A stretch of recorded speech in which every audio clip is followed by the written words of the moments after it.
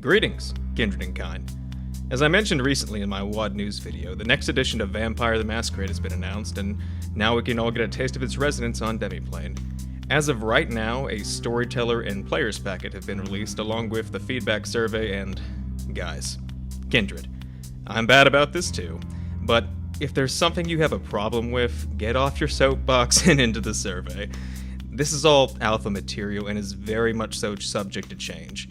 I must note, I will do all that I can to avoid it, but there are redundancies. The packets are often redundant and give brief explanations of mechanics before properly presenting them in Chapter 4. With that said, let's get right into it. We'll start off with the Storyteller packet. It begins with going over the basic goals of the edition. Again, a love letter to the Storyteller system, modern dynamic gameplay, self-expression, and important choices are the primary themes. It then goes over the role of the Storytellers. It's nothing groundbreaking for experienced GMs, but there's some good stuff in there about implementing the themes of the game that can't hurt to brush up on. Well, going into the Storyteller's role, it introduces the new difficulty, drama, and quickening mechanics. Difficulty, the short and sweet of it, is that the set difficulty now subtracts dice from your pool. As an example, say you wanted to jump from one rooftop to another in the rain, and your Storyteller sets the difficulty at 3. If you had a pool of 7 for dexterity and athletics, you'd roll 4 dice instead of 7. Nothing can push your pool below 0, but if it does hit 0 from the subtraction, you still have options. You can accept failure, describing how you failed, thus gaining 1 quickening. You can regroup and seek advantages, essentially utilizing circumstantial advantages like items or the environment to raise your pool up from 0.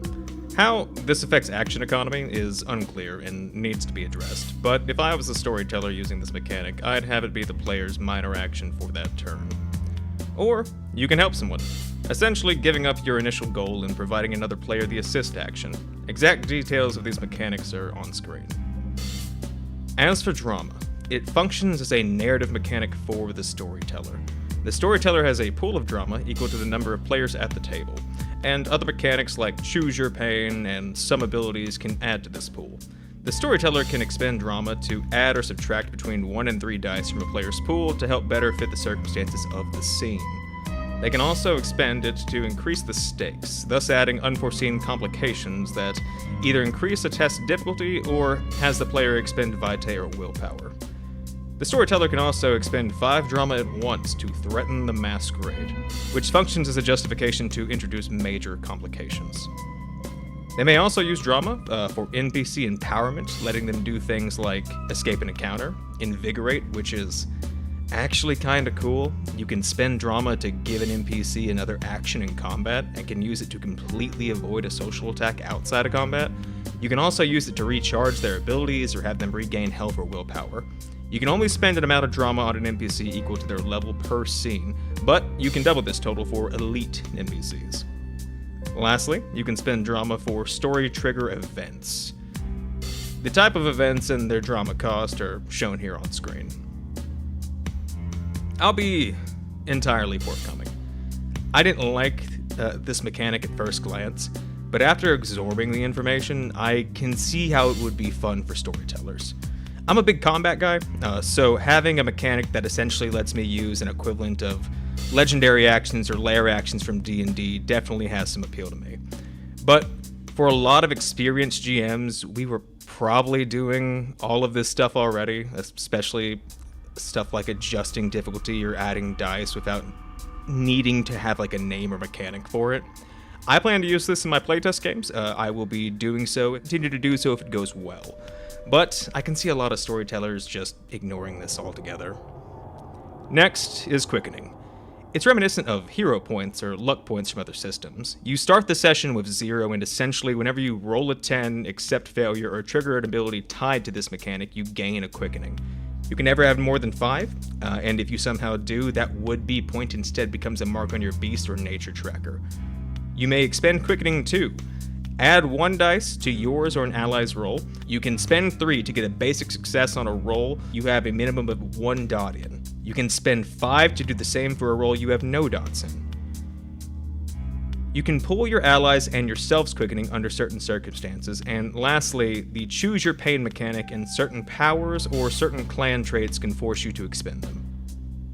The packet then goes over more nuances of storytelling before introducing the new Chronicles theme mechanic. Chronicle themes, or tenics, existed previously, but now you essentially pick a theme like love and loss, heroism and sacrifice, dominance and isolation, and each theme portrays a monstrous act, a moral act, and an experience point that directly affects the player's beast nature tracker and how they gain XP. It then covers advancement, basically covering in which ways you might want to adjust XP and give your players depending on the length of your chronicle. Furthermore, it breaks down difficulty and provides a table as seen here. If you're familiar with WoD, you're probably familiar with this concept. Just remember that the players are subtracting dice from their pool equal to the difficulty now. The difficulty table is then repeated in regards to NPCs that lack stat blocks, providing static difficulty ranges for dealing with everything from your common bartender to the Dark Father himself. It then touches on how difficulty can vary depending on the scenario and covers typical challenges like follow, investigate, and track. Before breaking down the difficulty of hunting, which always starts at a static difficulty of 2 but can dramatically alter depending on the situation at hand as seen on this table. We then get into the fun stuff with discipline versus discipline challenges. Normally to thwart a discipline you need to beat a difficulty equal to its rating. When contested, the player and NPC rolls against each other and whoever has more successes wins. But if this is happening at a rate that bogs down play, it rightfully suggests the person with more dots in their discipline wins. Moving forward, it covers tests, which are essentially dice rolls. A standard degree of success is just one success like in older editions. I assume this is because we now lose dice dependent on the difficulty, and just like other WoD games like Mage 20, extra successes can provide additional benefits as seen on this table. We then cover the degrees of failure, how we might succeed at a cost or in a way that negatively impacts the PCs, before touching on assets, timing, object durability, dismantlement and repair, and the basics of scene control and surprise, and it provides various sample pools for different types of surprises. We then get a full breakdown of the drama system I already touched on before being presented an alternative advancement system called Improvement. Improvement essentially is static bonuses to your dot ranks and skills, attributes, and disciplines. Every third and fifth improvement provides a larger bonus as shown. It converts the improvement bonus you'd get from Diablerie, which is one improvement equal to their generation modifier. I can very much see myself using this. It's a lot more efficient than traditional XP in my opinion. Speaking of traditional XP, let's go ahead and break it down. I'll be blunt, I don't like it. I'll probably use improvements, but it says the Storyteller can give between 1 and 6 XP per session. Then it lists specific circumstances that automatically give your PCs 1 XP. This seems exploitable. Some sweaty players might try to make sure that they check all these boxes each session to ensure 6 XP, and while this is stuff you'd ideally want your players to be doing in a Chronicle, confronting their flaws, fighting or embracing their beast, pursuing their ambition, it just seems tedious to track for the players and Storyteller, but I could be wrong. We'll just have to playtest and see. The new XP chart is displayed here. Getting to buy Ancilla and Elder Powers, however, is interesting. We're then given rules such as dice pools and difficulty for climbing, falling, jumping, and swimming. I very much appreciate the static damage based on distance fallen. It briefly covers underwater rules, but as a former submariner, I find the lack of pressure rules irksome. We then finish the Storyteller packet by covering the NPCs. This is awesome. I love that they kept following the direction they were going with H5 and W5 by having simple, intuitive stat blocks based on general difficulty rating, being the NPC level, while also providing unique abilities in there to keep combat dynamic. Give me one for each clan of each age of vampire, hunters, sabbat monstrosities, and other supernaturals. The kitchen sink. I love stat blocks. Gimme. Apologies. An NPC dice pool for most of its abilities is double its level, so a level 3 Cami bootlicker will have 6 dice to intimidate you into giving them a trivial boon for lack of decorum in court. There are 3 levels of NPC: Minion, Standard, and Elite. Elite stat blocks have additional depth reflected by variation in their physical, social, and mental capabilities. The Storyteller packet ends with a pre-written playtest scenario that seemed pretty good. You can read it here in the link in the description. Now, as for the player's packet, I need to make a note that while making this script, Demiplane shut down several of the links to the new mechanics.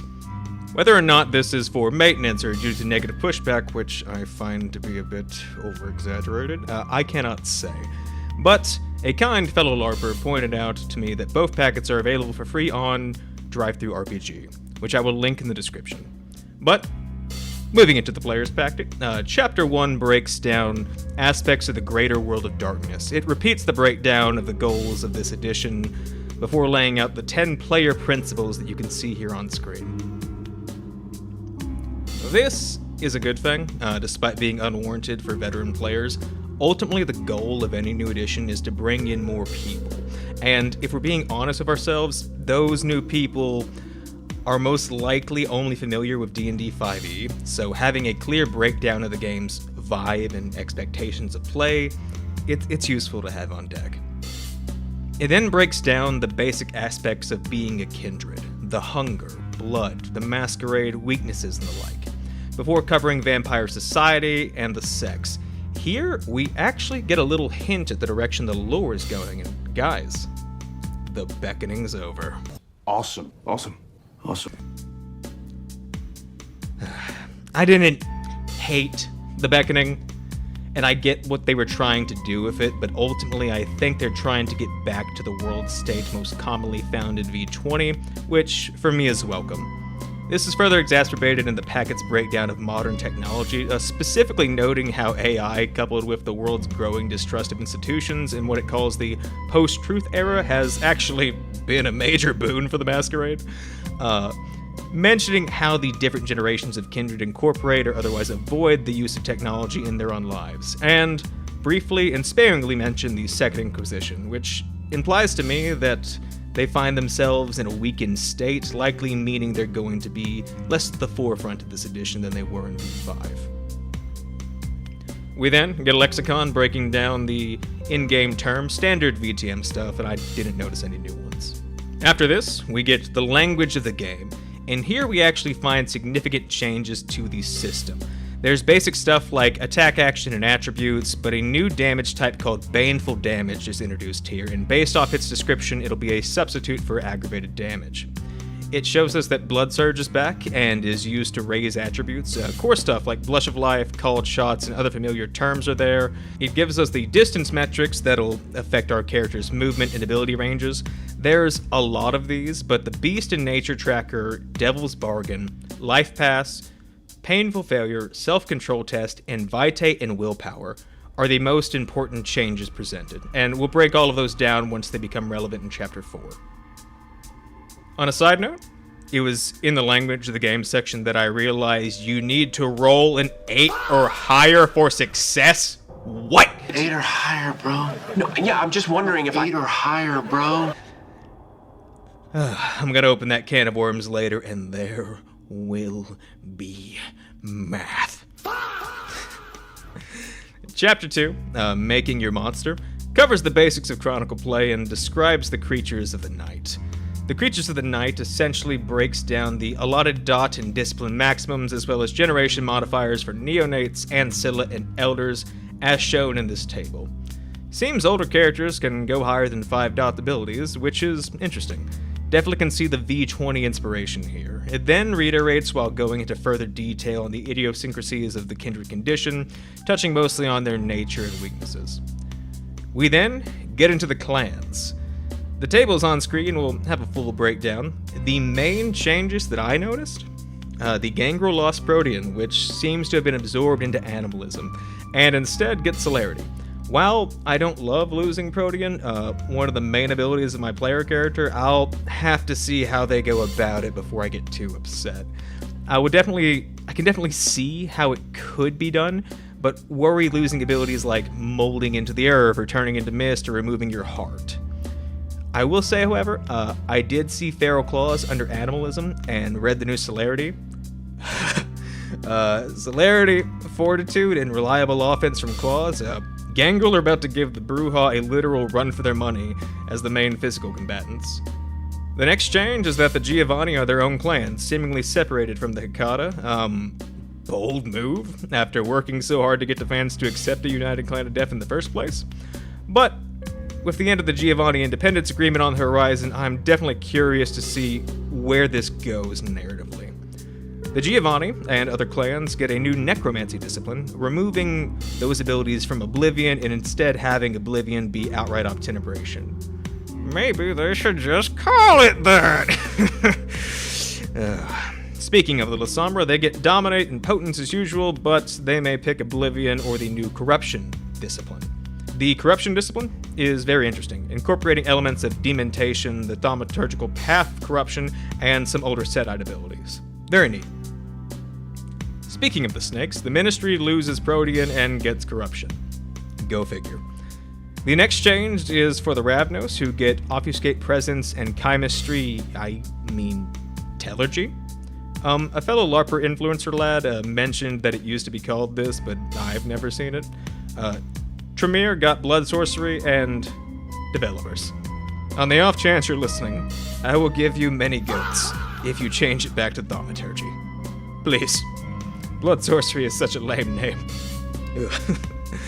The Tremere may choose Necromancy in place of Thaumaturgy. Next change is the Zemitzi. They get Animalism and Dominate as normal and get to choose between Vicissitude, which is its own discipline again, or Telergy. I'm confused why this is, as I don't remember Illusion ever falling under their niche. Maybe some form of weather magic is lumped into Telergy. I'll have to read what Telergy actually used to be before I ponder that one. And lastly, the Caitiff now get 3 disciplines at random. I get that that's how it works in the lore, but I don't know a single SD who would enforce this. You play Caitiff for the customization. That's why you have the downside of being clanless to balance this. With the major clan changes covered, we now move forward. And here we choose our sire and generation. It provides a table for types of sires and functions kind of like a background from D&D, granting you a bonus discipline based on the type of relationship that you had with your sire. We then get details on generations. They seem to be moving away from the clunkiness of blood potency and instead are just adding a standard generation modifier, as seen here. As we then get into life paths, which are 100% like backgrounds from D&D. Most kindred get 2 life paths. Younger ghouls, Duskborn and Kind, typically get 1. There are mortal and kindred life paths, and the kindred life paths vary depending on age. These life paths are, in essence, the method of allocating your dots and skills and resources, with each path presenting a different selection of skills and resources to choose from. Don't worry about not choosing your own skills. There are already an optional rule for creating your own paths as presented here. Though, I will say, they cover a lot of ground here, with everything from corporate executive and military to hunter, holy person, and court titles like harpy and sheriff. Next, we get our dot distribution. Beautifully, simply presented in this table. I genuinely adore how eloquently this handles both streamlining character creation while also clearly presenting the mechanical power scaling differences in creature types. It then covers attributes, which is the exact same in V5. The only real difference is they added a horizontal sidebar of power, finesse, and resistance to complement the vertical, physical, social, and mental attribute labels. Next, we cover skills, and you'll get more of a sense for these in my closing breakdown, but I'm a fan of like 90% of the stuff they presented in this playtest, and can 100% see the goal and direction for skills, but I hate this. We've gone from 24 to 13 skills, literally almost cut in half. Sure, there are specialties, but for me, skills is what makes WoD unique and intuitive.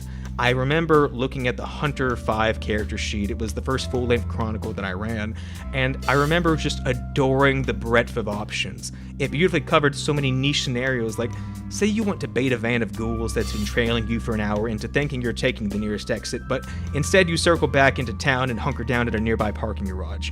Give me manipulation drive, dude. Want to power through filing your taxes after a long hunt? Give me finance resolve. I just personally feel like we're losing a lot here, and after running Mage 20th edition for the first time this year, I want more skills. Give me empathy and law, don't take away finance and fucking intimidation. Anyway, You get a focus, which replaces specialty at every odd dot that gives you a +1 dice bonus to that skill. That's cool, I guess. There's some variety to be had there, but less isn't always more, and this is going to be a tough sell for me. Putting my soapbox back into the garage, next on the docket we cover disciplines, clan traits, and merits. We'll go into a full breakdown in Chapter 5, but I'll cover here what's brand new. Corruption. La Sombra, ministry, tempting others away from their firmly held beliefs and poisoning their minds and bodies. Necromancy, for Giovanni and Tremere, communing with spirits, speaking with the dead, inducing and controlling decay, and commanding the dead and undead. Telergy, Ravnos and Zamitsi, using a twisted connection to the natural world to manipulate it, curse the living, twist fate, and subvert the natural order to keep you and your allies safe. That pretty much confirms my earlier assumption that weather was somehow involved. Vicissitude. Zamitsi manipulating, reshaping, and enhancing your body and the bodies of others. I'm sure a lot of people are glad this is its own thing again instead of being lumped into Protean. But RIP Protean. Next is clan traits and merits. Narratively, merits function similarly to how they've been used, but are more active in their use now. To the extent that they have an activation trigger, they honestly feel more akin to D&D feats than something you'd set and forget on your sheet. Chain of Psyche, Enchanting Presence, Fleetness, Might, and Tough Skin are some of my favorites. Clan traits are similar to this, but can often have effects outright akin to disciplines, and are detailed in the next chapter. We then delve into nature. The nature beast sliding humanity scale is detailed in the next chapter, but nature is the essence of who you were as a mortal. Functionally, it's a mix of your personality, demeanor, and background. Each nature is detailed here. It provides a method of indulging and outburst, what you're addicted to and how you crash out. Essentially letting the human part of you frenzy, which is hilarious to me. It's realistic to say the least. You probably get a lot more of the stats than well-adjusted members of society when you're pushing 400. Next is resources. How many you have is determined by the distribution table and your life paths. These are almost identical to what they've always been. Static assets for your character to employ to passively help shape the story. Haven, repository, contact, herd, wealth. A lot of this will look familiar. Only real difference, and this is something I've seen tables do and in LARP, is that you can expend a dot of resources to extend it beyond its typical means. The example it used is having 2 dots of wealth and putting yourself up in a nice hotel for the week. One can easily see how that would lower that resource, which can be recovered through downtime. Important items is up next. It briefly informs us that we should assume we have modern everyday items like an ID and a phone, and details how you should have one narratively appropriate item per life path. Before detailing weapons. Weapons is kept pretty simple. Just note improvised weapons always do 1 less base damage, and consult the chart below. Lastly, for this chapter, thank Kane, we have finishing touches. It brings attention to VTM willpower here, but we'll fully cover that in Chapter 4. It then briefly covers Session 0, types of coteries, and gives tables for coterie relationships and goals, which is nice. I love me some tables. It then ends with using the sheets to help you set up the prelude and covers advancement once again. Since we've already discussed that, I recommend improvements. I'll just show the experience table again, and what you sick fucks have been waiting for, the new Diablerie rules. Both the improvements version and this version of Diablerie are both extremely superior to V5 in my opinion. They make a brief note on flaws, and I'm pretty disappointed here, honestly. The flaws in V5 and Laws of Night were huge narrative points of mechanical weight, and just ignoring them and saying make them up, it feels lazy. I get the nature and beast have flaw-like penalties, but it's not enough, and this should probably be addressed. Are we not done yet? Oh, Lilith take me. Chapter 3, The Clans. The clans have changed very little, which is what their intention was. Some flaws are renamed, like Distorted Image becomes Shadow Presence for the Lasombra, Violent Temper becomes Boiling Passion for the Brujah, and there are mild mechanical differences, but they are functionally the same. Unlike V5, Salubri get their Warrior cast back, which is something to note. I assume the main thing that'll change is the stuff that is still in development. You know, the stuff they gotta be careful with because it was how it was handled in the past. Like the Bonu, Malkavian, and Ravnos curses. The biggest, newest, most exciting part of this section is definitely the clan feats. I mean traits. They work just like merits, but again are closer to disciplines, so much so that many have the exact same name as older disciplines, like literally most of them. Each trait provides 3 neonate traits and 2 ancilla traits, the ancilla being more powerful, obviously, and many have discipline prerequisites, like needing 2 dots in Obfuscate and 2 dots of Potence for a Nosferatu to use Obscure Power.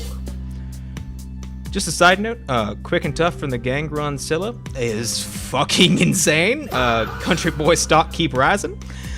I don't even have words for how fucking cool the Ministry Divine form is.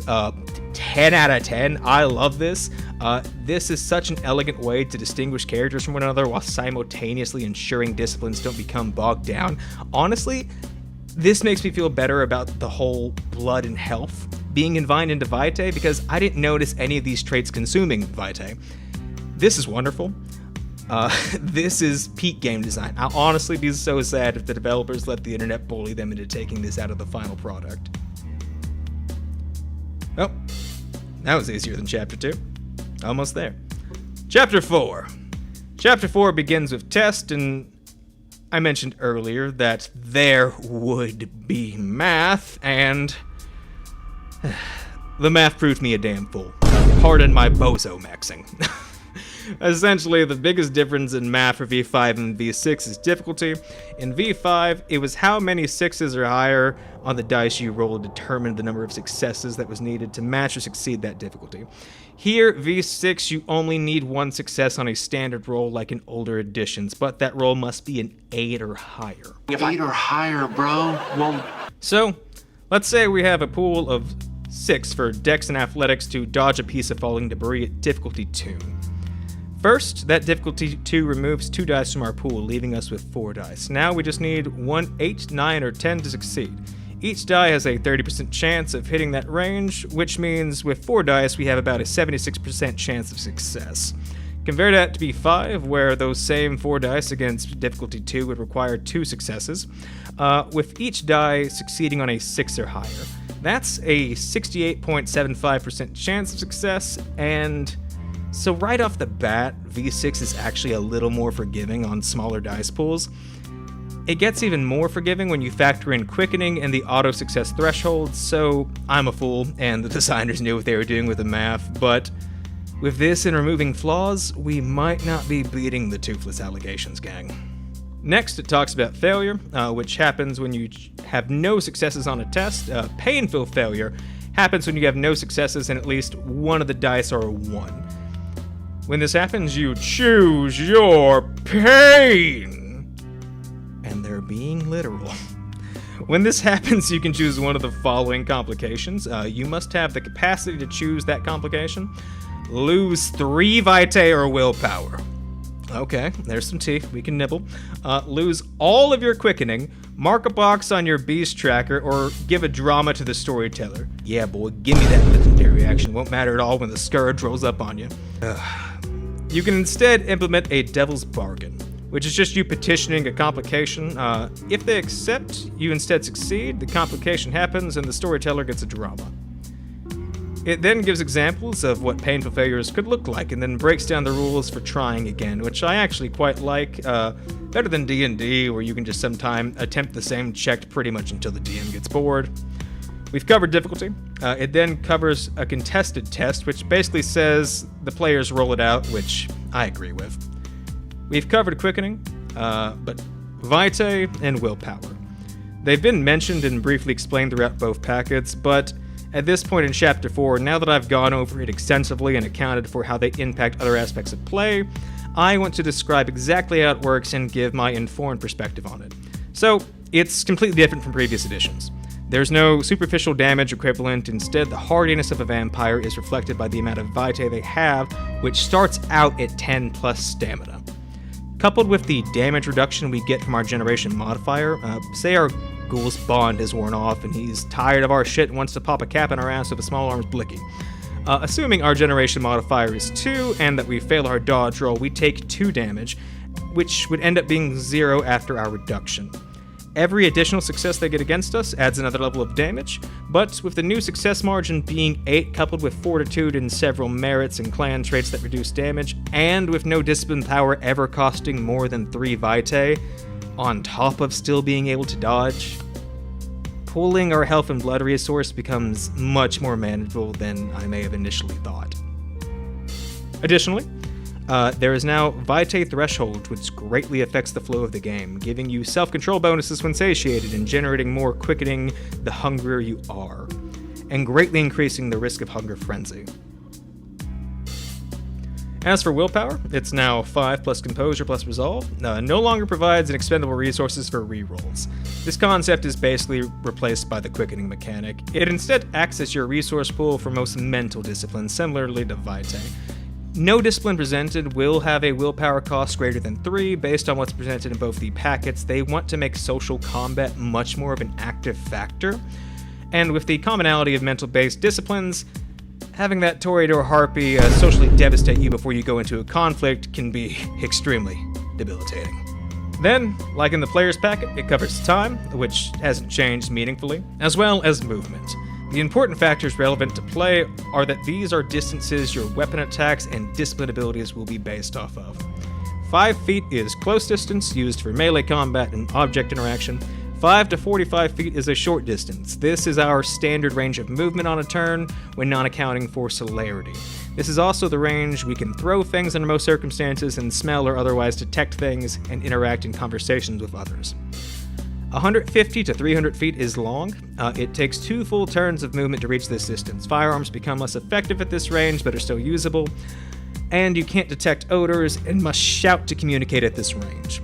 300 plus feet is long range. Very few firearms are effective. You need several turns of movement to reach this distance, and vocal communication is almost impossible. We build off this with movement. It mentions obstacles in the prone condition that we'll cover under the conditions, but the important things that actually impact play here are, it makes it clear in combat you can only move a short distance if you want a full action. You give up your action to move a medium distance. Very importantly, you can give up your movement on your turn to achieve the following without expending your action.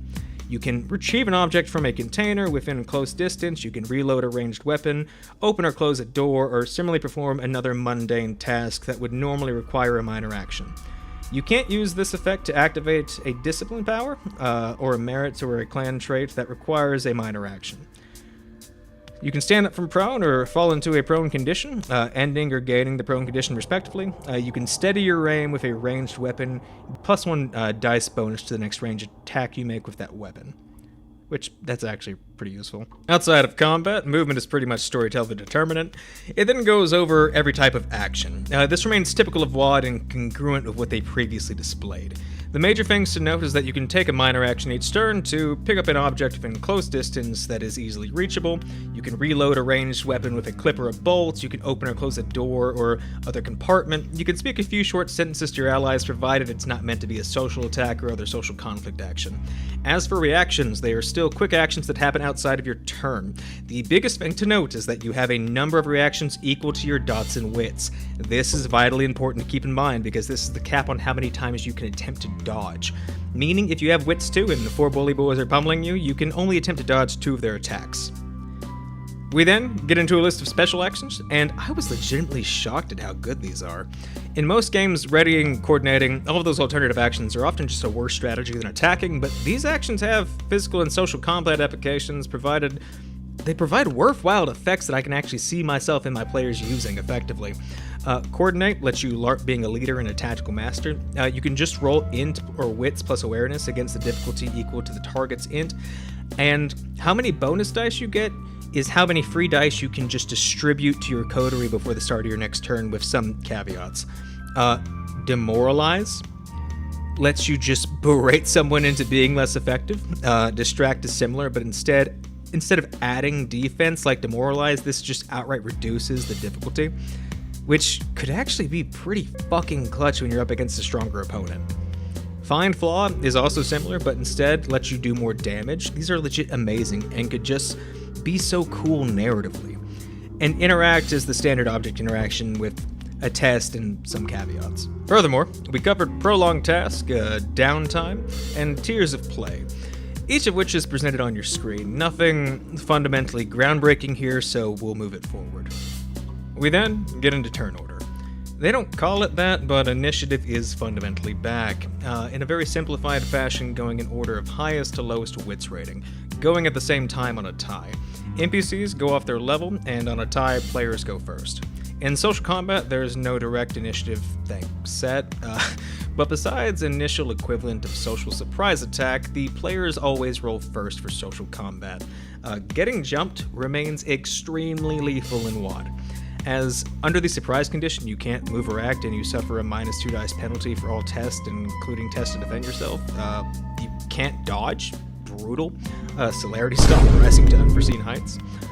We've covered with a couple examples attacking and dodging rules, so I'll just show the rules for special attacks on your screen, like called shots and staking. I'll cover feeding attacks though, because with Vitae being your health and ability resource, it becomes much more important. The target has to be all but helpless, thoroughly pinned or tied up, but probably most commonly unconscious. You roll strength plus fighting, +2 to hit, and on hit, they take damage as half your strength rating, and you regain Vitae equal to your full strength rating. This is probably a pretty valid reason to avoid dumping strength. You can also trigger the following effects on your screen, but important note, when feeding off Kindred, they lose Vitae that you gain. On your screen is some extra combat actions, Tussle, aka grappling, which can trigger the held action, crushing, metal, and we've covered dodging, but here you can see the rules for parrying and cover. They're pretty much what you would assume. We've also touched on social conflict, but here's the advanced options for it on the screen, in case you want to optimize your capacity to gatekeep, gaslight, and girl boss.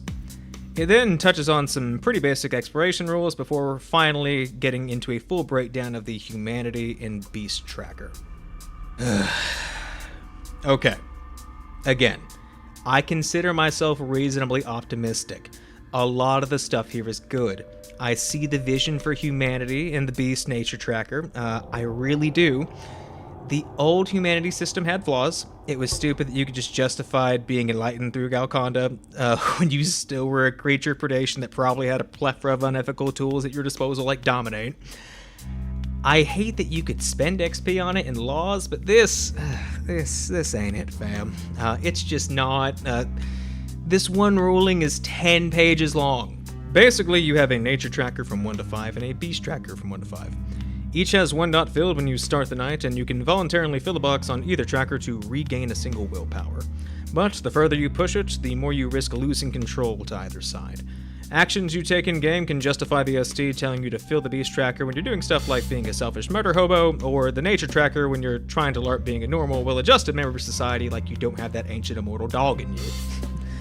You can reduce the tracker by spending 10 minutes to a scene doing something to satisfy either side, like finishing a passion project for nature, or raiding an SI headquarters while blasting Let the Body Sit the Floor for your beast. If either side reaches 5, that's a self-control test of 3 plus your generation modifier. If you succeed, you clear a box. If you fail, you either crash out or frenzy for the scene. The tracker clears, and you move along the sliding humanity scale in the appropriate direction. The scale represents which side of you is winning. Get to the end on either side of your character, and your story in the World of Darkness is effectively at its end. Either becoming a white, or no longer being able to justify your existence and torturing yourself, isolated retirement, or stepping into the sun. Did that really need to be 10 pages? We're getting close to the end, I swear. The next part of the chapter covers the blood bond, including Valdori and rules for Duskborn blood bonds. They can affect each other, humans and ghouls, but not real vampires. Yep, I said what I said. Thing to note, you get 5 blood vials for 1 vitae, which seems generous. We get specific blood bond rules for the various stages, and learn the shelf life of Methuselah blood is 100 years. We get rules for ghoul and multiple blood bonds, and get the official ruling on Blood Surge, a minor action or a reaction when you make a test or a scene starts, and spend vitae to increase an attribute or discipline for the rest of the scene. Attributes increase by the expended vitae, and disciplines increase by half the expended vitae. We then get rules for Blush of Life, does all the standard stuff for a minor action and 1 vitae, reiterates damage and damage reduction, and provides rules for limb restoration. Then staking and decapitation rules. They work the same as they always have, but the vampire has to be tied up unconscious or otherwise helpless for both. Then fire and sunlight have exposure charts as seen here. Main thing to remember is that they do baneful damage, which is replacing aggravated. And instead of doing double damage, it works like hit point maximum reductions from D&D. You X out the vitae level and are unable to refill it. So if you take 3 baneful damage from, like, say, a Molotov cocktail and you have 12 vitae, you won't be able to raise it above 9 for a while. This is extremely dangerous as it lowers your health and resource pool and makes feeding in combat much less effective. Losing all of your vitae to baneful damage triggers the final death. We then get more information on feeding and hunting, and under hunting options you can find predator types. They're still around, just obviously less important. We get rules for feeding off blood bags and animals. We get a full rundown on frenzy and the various types and the charts, before covering waking the dead flesh, which is being awake during the daylight or rising early. Before we end with conditions, which are emotional, exhausted, greater emotional, held, immobilized, mangled, paralyzed, prone, scared, surprised, terrified, and tired. They're all pretty rough, but exhausted, greater emotional, paralyzed, and surprised are the ones you probably really would rather avoid if you enjoy playing your character. Okay. So I'm a level with you, gang. This next part is so in-depth that I thought about making it its own video, but I haven't edged you just long just to not let you get a feel for the coolest part of the game, aka discipline, aka sick vampire powers. So, we'll talk basic rules and overview and what's new, and what's interesting. And I think that after this, I'll make some shorts covering each discipline's full tree with maybe some fun build ideas peppered in. Starting with the basics, a power test is attribute plus discipline dots equals difficulty. Activate is the trigger that enacts the discipline. Most are actions, but there are several that are minor actions or reactions. It follows the aforementioned distance rules that effectively work as spell ranges.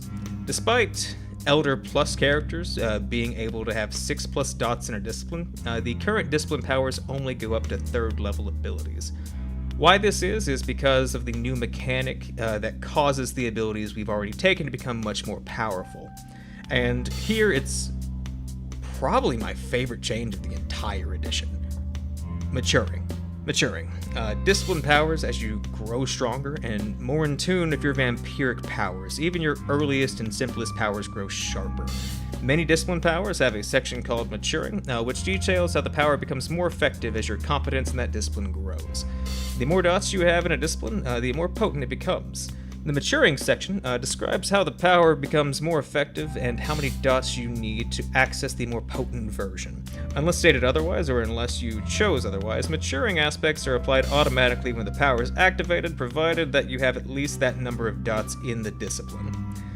Specific rules supersede the standard rules and is used in its place.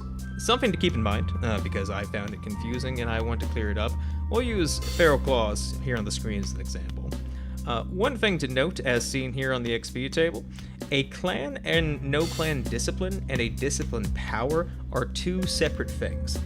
But it's not as annoying as you might assume, because every time you get a dot in an in-clan discipline, you get a discipline of that associated level or lower. The same happens for out-of-clan disciplines, but this stops at rank 3, requiring you to spend some XP to further progress the power. This is further alleviated as sometimes just raising the discipline to get its maturity ability can often be superior to just getting a new ability. Let's use our Feral Claws example to explain. This is where it got confusing for me because under the maturing bar it says once you have more than 2 dots in this discipline, you can use this power in new ways. This is a broad statement, meant to be used across the board. Specifically for feral claws, we do not get the maturity unless we have 6 dots in what is now animalism. Which makes complete sense, as getting chopped down by a gangrel elder probably should put that baneful fear of the sun in you. But not the gangrel neonate with rank 2, because that would be broken. But don't worry, we'll get into celerity. The gangrel definitely might be broken. Now that we've covered the basics, I'll cover what's new and what I like, and I gotta say, I was shocked at how much I like animalism now. It's never been something I'd gravitate to in previous editions, but the way they've incorporated Protean into it has made it much better, while keeping its most notorious abilities. I also expressed concern earlier about losing the cool stuff from Protean, but after reading the clan traits, I assume most of them are going to be found there, like the heart removal was for Ministry. The next cool/new thing, guys, if you saw my WOD News video, you might know how much I wanted them to unneuter celerity. How I thought they overcorrected it in V5 and it needed a facelift. I feel like a damn kid on Christmas. They did pretty much everything I hoped they would and more. High speed, reasonable celerity action, vibrating flash hands. It's so big. It's even crazier when you look at the clan traits. Looking at you, Gangrel. 10 out of 10. Changed nothing. Next is Corruption, and I'll display all the powers. They are all super thematic, and I can definitely see the Ministry players and the more twisted Lasombras, and maybe even the more twisted Toreador players, loving this new ability. Dominate's great as always. Playing Aventru is probably necessary if you really want to build for it. Because of how good the clan traits are, that's where you get rationalized, for instance. But as it is now, you can make someone too apathetic or mentally numb to function, and can kind of mimic the power from the new Spider-Man villain, if you know, you know. Fortitude is on par with how good it was in V5. With health now being an expendable resource, its stock rises further. You know, somehow I knew Aventru directed all this. Obfuscate got some chemistry flair towards the end. Oblivion covers the basis of what Lasombra players would want, and Potence has some serious standouts. Well, we've done it. That's more than 175 pages of rules and material covered in about an hour. If you've made it this far, you're a real one. In closing, my final thoughts are overwhelmingly positive towards this game. There's been so much unwarranted negativity on Discord and Reddit. I genuinely think most of it comes from knee-jerk emotional reactions towards the new concepts like drama and vitae without actually understanding the material in depth. A lot of people needlessly gatekeep in this community. A lot of people wouldn't have been satisfied with anything they produced, honestly, and unfortunately the internet is just kind of a place where loud negative reactions are the ones that actually get heard and just becomes consensus. Let me be clear, I don't think this is perfect. I don't like the absence of flaws, I don't like the lack of skills, the humanity scales needs to be more effective in its explanation, but when you put it into context of what they're trying to achieve here, which is finding a happy medium between V20 and V5, and somehow on top of that, managing to give that dynamic D&D 5e streamlining, that's a tough target to hit, and I'm surprised at how close they got to the mark just in the alpha. If you don't think that should have been the target in the first place, that's entirely valid. But ultimately, they need this game to survive and to succeed and to bring new people in. And we need that too if we want this community to keep going. I'll get off my soapbox, but please just judge the system on its own merit. Critically think about how the mechanics complement each other and how it would actually play at the table. Don't just hate it because someone online told you to. Don't just love it because I told you to. But most importantly, be safe out there, kindred.